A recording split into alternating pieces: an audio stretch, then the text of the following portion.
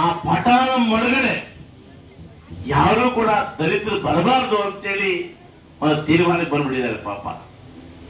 ಇದಕ್ಕೆಲ್ಲ ಸುಧಾರಿಗಳು ಸನ್ಮಾನ್ಯ ರಮೇಶ್ ಕುಮಾರ್ ಅವರು, ಸನ್ಮಾನ್ಯ ಅನಿಲ್ ಕುಮಾರ್ ಅವರು, ಸನ್ಮಾನ್ಯ ನಂಜೇಗೌಡರು, ಸನ್ಮಾನ್ಯ ಕೊತ್ತೂರು ಮಂಜುನಾಥ್ ಅವರು ಒಂದು ಪಟಾಲಂ ಸೇರಿಕೊಂಡು ಅವ್ರು ತೀರ್ಮಾನ ಮಾಡಿಬಿಟ್ಟಿದ್ದಾರೆ.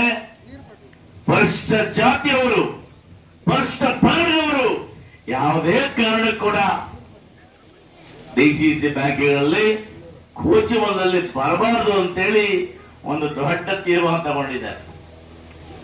ಅದರ ಒಂದು ಹೇಳ್ತೀನಿ, ಯಾರು ರೈತರ ಪರವಾಗಿ, ಯಾರು ಬಡವರ ಪರವಾಗಿ, ಯಾರು ಹೆಣ್ಣು ಮಕ್ಕಳ ಪರವಾಗಿ, ಯಾರು ಬಡ್ಡಿ ಇಲ್ಲದೆ ಸಾಲ ಕೊಟ್ಟರು ಅಂದವರಿಗೆ ಹೆಣ್ಣು ಮಕ್ಕಳ ಶ್ರೀರಕ್ಷೆ, ಎಲ್ಲ ಶ್ರೀರಕ್ಷೆ ಇರೋ ತನಕ ಇವರು ಯಾರು ಈ ಪಟಲ ಮೇಲೆ ಮಾಡಕ್ಕೆ ಸಾಧ್ಯ ಇಲ್ಲ.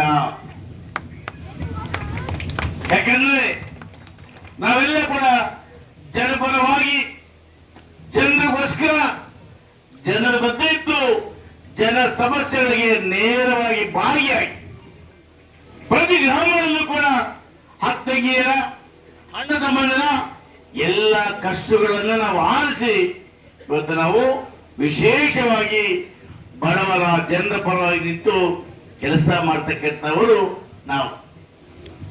ನಾನು ಯಾಕೆ ಈ ಮಾತು ಹೇಳ್ತೇನೆ ಅಂದ್ರೆ, ಷಡ್ಯಂತ್ರಗಳು ಎಲ್ಲ ಕಾಲ ನಡೆಯೋದಿಲ್ಲ.